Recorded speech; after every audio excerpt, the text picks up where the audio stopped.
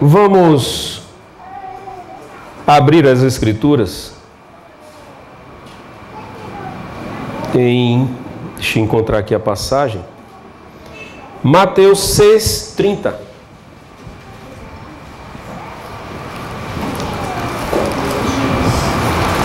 Mateus 6:30.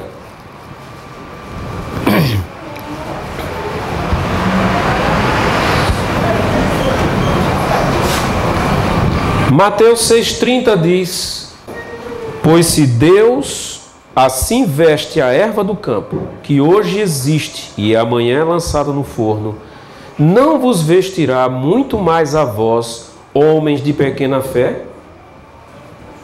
Homens de pequena fé. Nós temos duas palavras aí, minha gente. Não pensem que é aula de português, não. Mas é preciso. Olhe, quando nós estudamos as Escrituras, não podemos ignorar a gramática, um dicionário, uma concordância bíblica. Não podemos. São acessórios para nós podermos conhecer as Escrituras. Então nós temos aí pequena fé. Prestem bem atenção. Há uma diferença grande quando colocamos o adjetivo na frente do substantivo ou antes dele. Ele dá significados diferentes. Às vezes a gente não atenta para isso, mas veja, casa grande, grande casa. Homem bom, bom homem. As pessoas podem até achar, qual é a diferença? Veja, casa grande, eu me refiro a uma parte dela, não todo. Estou me referindo a quê? Tamanho. Casa grande. Então essa casa não pode ter dimensões pequenininhas, porque pelo nome já está dizendo, ela é grande. Agora, quando eu coloco grande antes de casa, surge uma outra ideia. Grande casa. Já não estou mais falando do tamanho dela. Estou falando da essência dessa casa. E pelo que a palavra está dizendo, ela é uma excelente casa, independente do tamanho. Grande homem, homem grande. Percebe a diferença? Pequena fé não é a mesma coisa de fé pequena. Pequena fé é a essência dessa fé. É uma fé que é em si mesma destituída de poder. Se nós usamos adjetivo, é porque existe mais de um. Eu não posso dizer carro azul se todos os carros fossem azuis. Eu não posso. Eu só posso dizer, mais um mosquito, viu, irmão?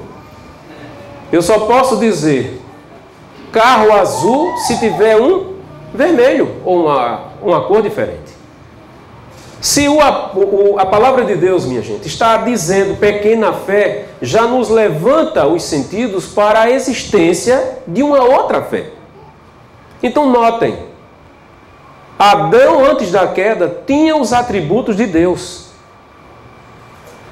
Todos aqueles de Gálatas 5:22 estavam dentro de Adão antes da queda.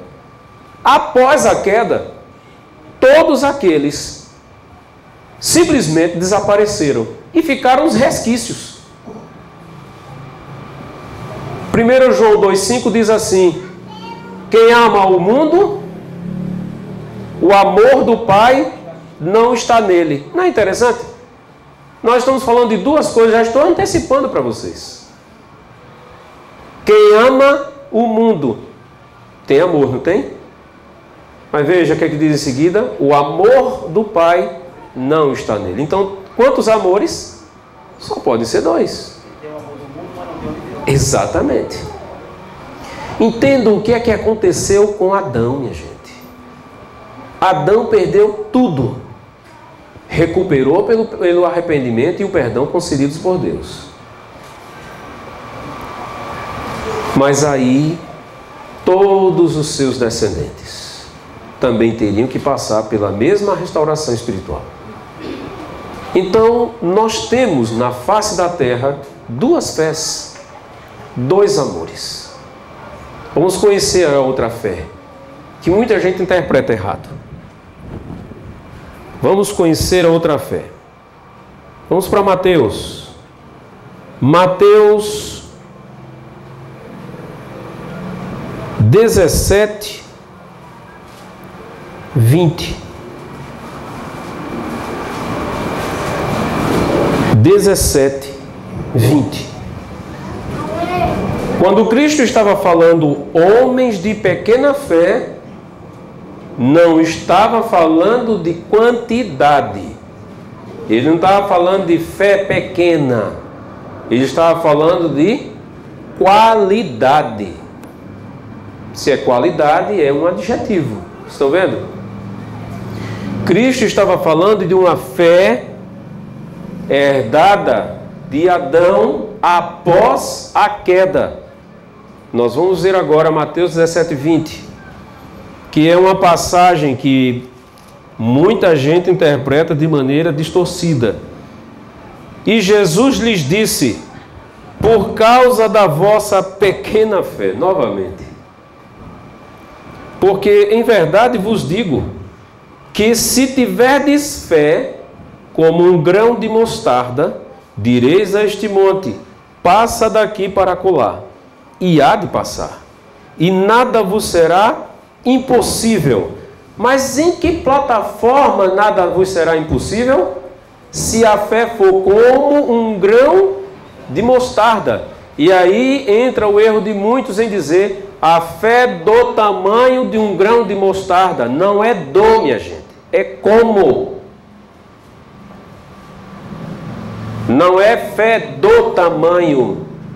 Aí está escrito fé como. E por que ele está dizendo como e não do?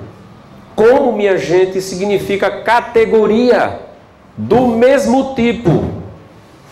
Então o que é que a mostarda tem para que Cristo use como um símbolo da fé pura?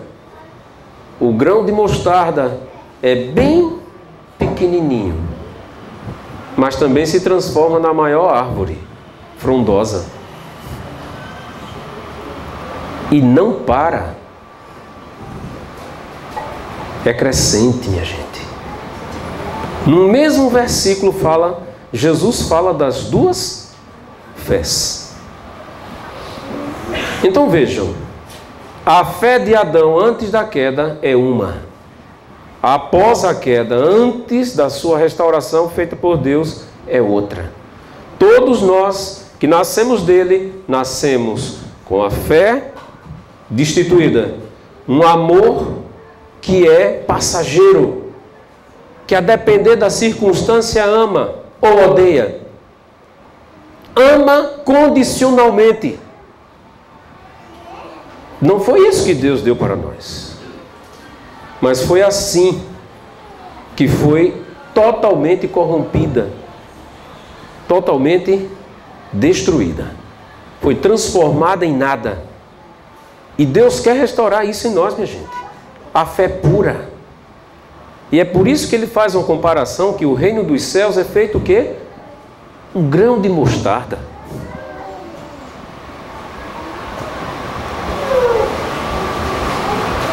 E só depende de nós. Pois muito bem. Hebreus 12, versículos 1 e 2. Hebreus 12, versículos 1 e 2.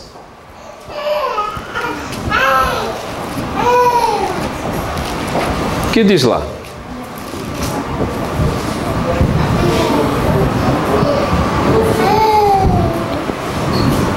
Doze, 1 e 2 de Hebreus. Portanto, nós também, pois que estamos rodeados de uma tão grande nuvem de testemunhas, deixemos todo o embaraço e o pecado que tão de perto nos rodeia, e corramos com paciência a carreira que nos está proposta, olhando para Jesus, autor e consumador da fé. A fé foi criada e consumada por quem? Por Cristo. Mas vejam, isso já na nossa era. Ele divide a história. Já na nossa era. Foi quando Cristo criou e consumou a fé. Como é então que Abraão tem essa fé, que ele é chamado até de pai da fé? antes, bem antes mesmo de Cristo. Como Moisés pôde usufruir dessa fé lá atrás? Porque vejam, a fé de Adão, que agora está no mundo inteiro, todos dizem, eu tenho fé.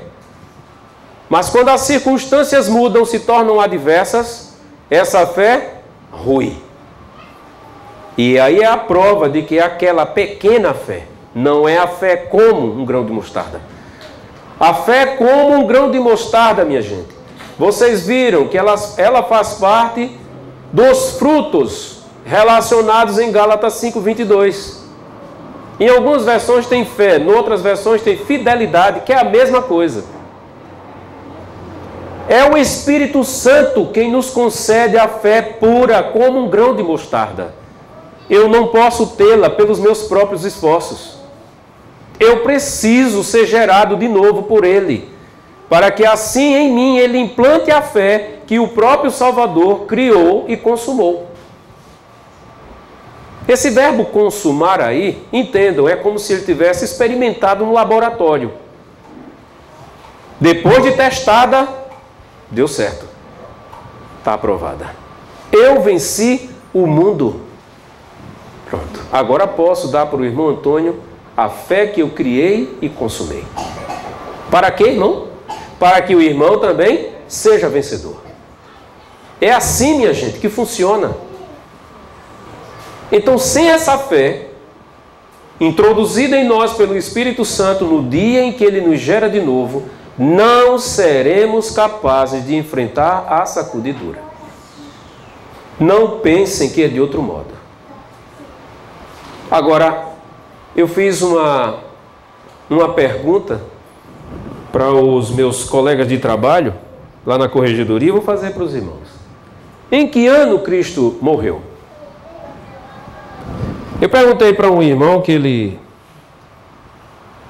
ensina história. Ele olhou para mim e não titubeou. Aí disse, no ano 31, ano Domini. Os demais estavam participando e quando eu falei assim, vocês concordam? Aí eles, claro. Até porque ele é um bom professor de história. Eles não iriam duvidar, né? Aí eu falei, e se eu disser que não foi no ano 31? Aí, olharam para mim como que absurdos e disseram, não foi no ano 31? Eu disse, não. Cristo não morreu no ano 31, ano Domini, minha gente. Nem no 33. Nem no 32. Vamos para Apocalipse 13:8 para saber quando foi que Cristo morreu?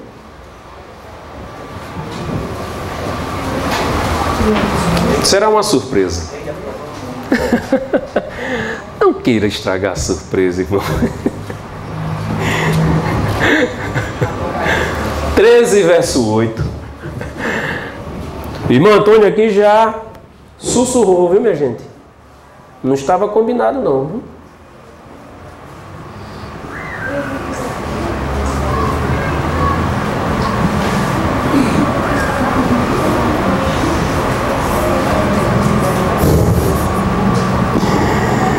É interessante, né?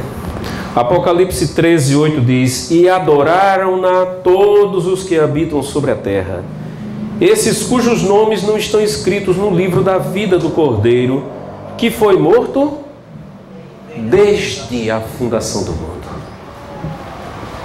Foi por isso, minha gente, que Abraão venceu. Foi por isso que Moisés venceu. Porque, para Deus, o tempo não existe. Ele viu o impossível. Morreram mais bem. Porque eles tinham a fé de Cristo. Esse é o segredo, minha gente. Eles venceram porque tinham neles a fé de Cristo. Para Deus não existe tempo. Para nós sim tem 3 tempos. Nós temos o passado, né? Tem o futuro e tem o presente. Vejam, o passado, hoje é domingo, primeiro dia da semana. Na verdade, hoje após o pôr do sol já é o segundo dia da semana. Mas vamos tentar lembrar 100% do primeiro dia da semana. Alguém vai conseguir? 100% sem escapar um detalhe? É praticamente impossível. Bem aqui atrás. Bem aqui atrás. Estamos falando de infância, não. O futuro estão os nossos sonhos. Nossos sonhos estão lá no futuro. Mas veja como é difícil para alcançar esses sonhos. É uma dificuldade e muitos até se encontram frustrados. Então, o que é que nos pertence? Hoje. Nem o hoje até meia-noite, como dizem muitos. O que é que nos pertence? Agora. Enquanto que para Deus, minha gente, em Romanos 4,17 tem uma frase que eu amo, acho maravilhosa. Deus chama as coisas que não são como se já fossem. Para Ele, Cristo já tinha dado a sua vida. A fé já estava pronta. Enoque já usufruiu dessa fé. E nós precisamos usufruir também. Quando o mundo estava numa treva tremenda e que o diabo achou que agora Deus vai acabar com a humanidade, aí veio a grande surpresa. E vamos conhecer a primeira profecia das Escrituras, que diz muito para nós. Gênesis 3,15.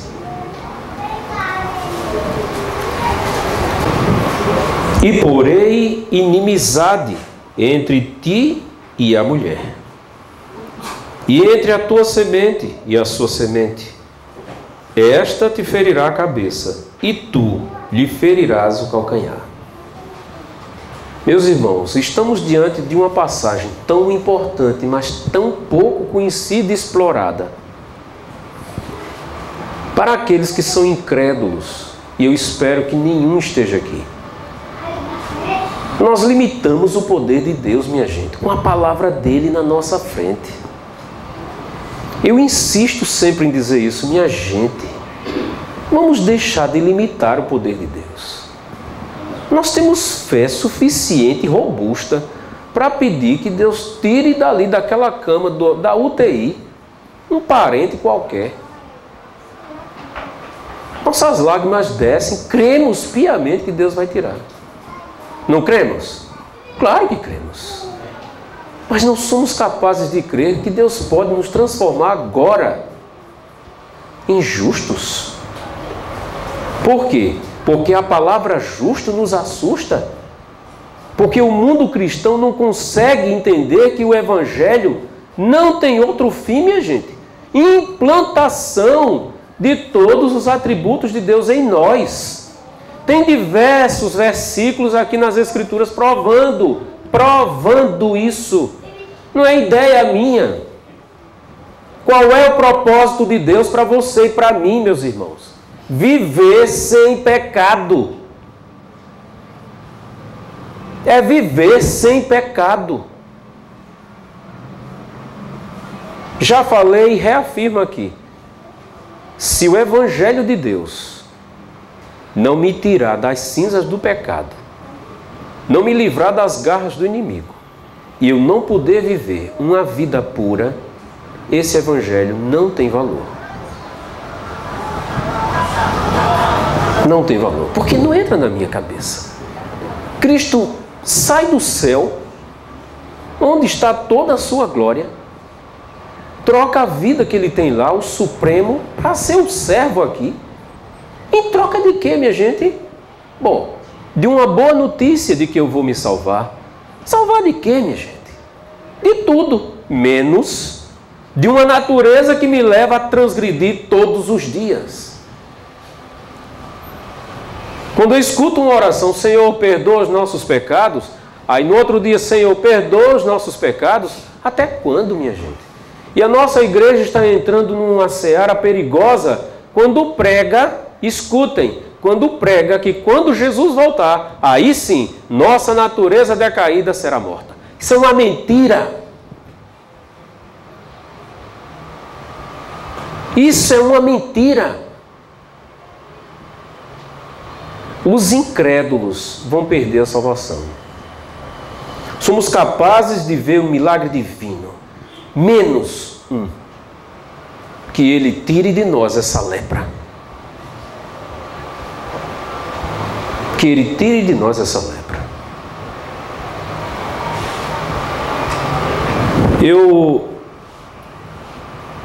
Quando leio esse versículo 3,15, eu fiz um slide, infelizmente eu não pude trazer.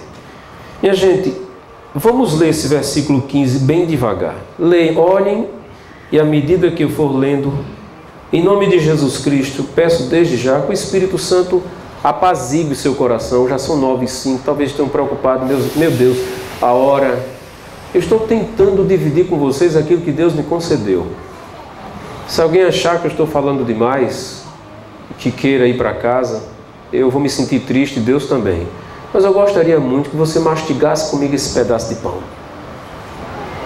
Não é tudo não, é só um pedaço. Vamos começar 3,15. E porém, quem disse e porém? Deus. Veja, a sentença parte da boca de Deus. Se Deus disser para você, faça, levante-se, vá. Não duvide, minha gente.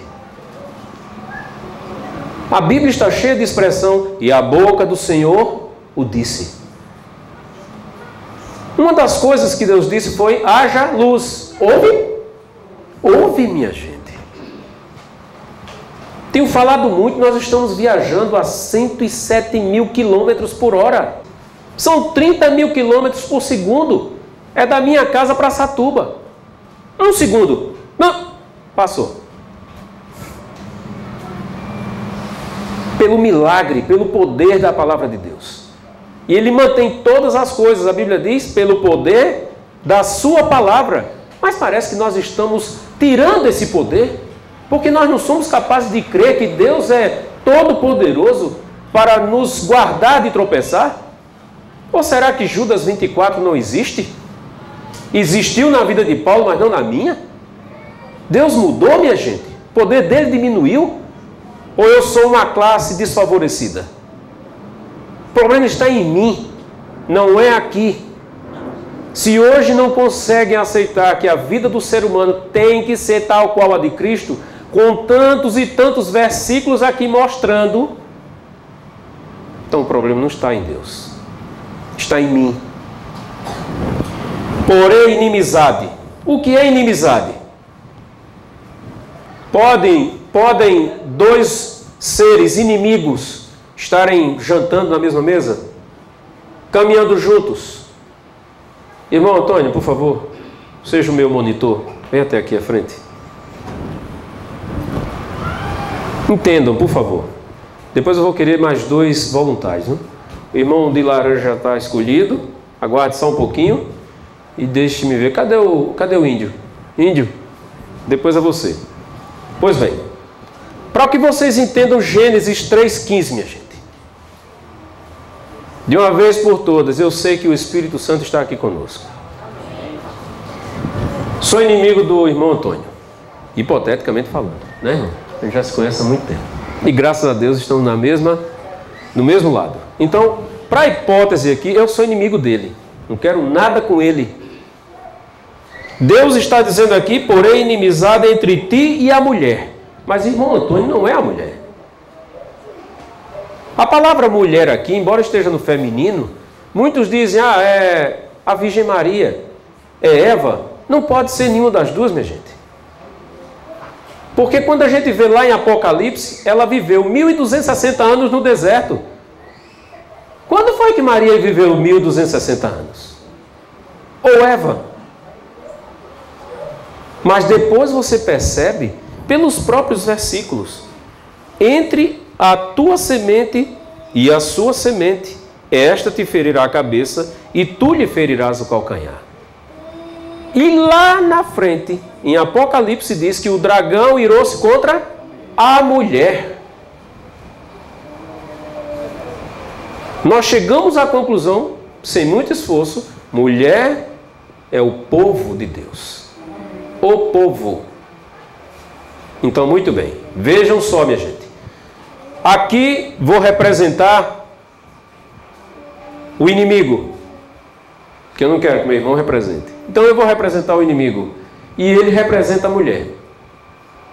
Então aqui diz assim: porém inimizade entre ti e a mulher. Ele está falando ti, lembrem, segunda pessoa, eu, tu, ti. Então Deus está falando para quem? Para o diabo. Temos que entender isso. E porém inimizade. Fique lá, irmão Antônio. Pai, está dando para pegar aí? Eu quero que fique bem gravado, tá? Tá pegando, irmão Antônio? Pronto. Muito bem. Eu e irmão Antônio, porém inimizade entre ti e a mulher. Prestem bem atenção, viu? Porque a situação vai ficar bem difícil para nós. Muito bem. E entre a tua semente. Não vou... Agora fica difícil para escolher quem é quem. Mas, irmão, por favor, chegue para cá. Irmão Índio, vem cá também. Vem para cá, para o meu lado. Muito bem. Fica aqui do meu lado. Irmão Índio, ali. Quando eu falo com ele, eu pergunto a ele se a tribo está bem. Muito bem, irmãos, prestem bem atenção. Porém, inimizade entre ti e a mulher, entre a tua semente e a sua semente. Sua é dela, semente da mulher. Aquela semente ali, que é o privilegiado dos 4, está representando quem? Jesus Cristo. Muito bem, irmã. Então vejam, o que é que há entre eles dois e nós dois? Inimizade. Eu não faço o que ele gosta, nem ele faz o que nós gostamos. Vocês perceberam que aqui tem 2 famílias, minha gente? Perceberam? Então, como é que se concebe, minha gente? Entendam agora. Eu estou de que lado? Se eu perguntar, veja, o lado de cá é o lado escuro, o lado de lá é o lado branco. Aqui são as trevas e o diabo está repreendido em nome de Cristo. Aqui é apenas para exemplo. E ali a luz. De que lado a igreja está? Os irmãos estão de que lado? De que lado? Muito bem. Vejam como nós escolhemos, né? Queremos logo a luz, não é isso? Mas algo que nós fazemos prova de que lado nós estamos. Vocês querem ver? Fiquem aqui. Nós vamos abrir a Bíblia, não percam esse versículo, por favor. Deixa aí guardadinho, Gênesis 3,15. Como mais uma vez eu sempre digo, essas passagens não estavam relacionadas. Então, o nosso Deus Todo-Poderoso está nos ajudando. Segura aqui. Isso, pronto. Nós vamos ler uma passagem aqui interessante. Até saiu. Romanos 8, verso 6. Romanos 8, verso 6. Porque o 7 vai nos trazer uma coisa. Prestem bem atenção. 8,6. Porque a inclinação da carne é morte, mas a inclinação do Espírito é vida e paz. Palavra inclinação que eu quero falar para vocês. O que é inclinação? É isso aqui? Sim ou não? Então eu pergunto para os irmãos, nessa inclinação, a probabilidade é cair para lá ou para cá? É lógico, né, minha gente? Se eu estou inclinado para cá, a probabilidade é que eu tenda para essas coisas que estão aqui. Então, a inclinação da carne, veja, é morte. Mas a inclinação do Espírito é vida e paz. Então, inclinação, a gente já sabe, elas não estão para o mesmo lado. Não é isso? Vamos para o 7, que eu quero mostrar uma coisa para vocês. Porquanto a inclinação da carne é o quê? Viram aqui a palavra inimizade? Porquanto a inclinação da carne é inimizade contra Deus, pois não é sujeito à lei de Deus, nem em verdade o pode ser. Olhem para cá agora. Lembrem, a inclinação da carne é o quê? Inimizade. Aqui, onde é que está a luz? Ali, não é isso? Significa aí, me digam se eu estou errado. Aqui é onde está a carne. Certo ou errado? E é ali onde está o Espírito. Correto? Então, a inclinação... Qual é o nome do irmão? George. A inclinação do irmão Edson e do irmão George, nessa situação aqui, é o quê? Não, é o quê? A inclinação é o quê? Inimizade. Contra quem? Lembra quando eu perguntei, os irmãos estão onde? Aí nós dizemos, na luz. Mas os nossos atos nos dizem o quê?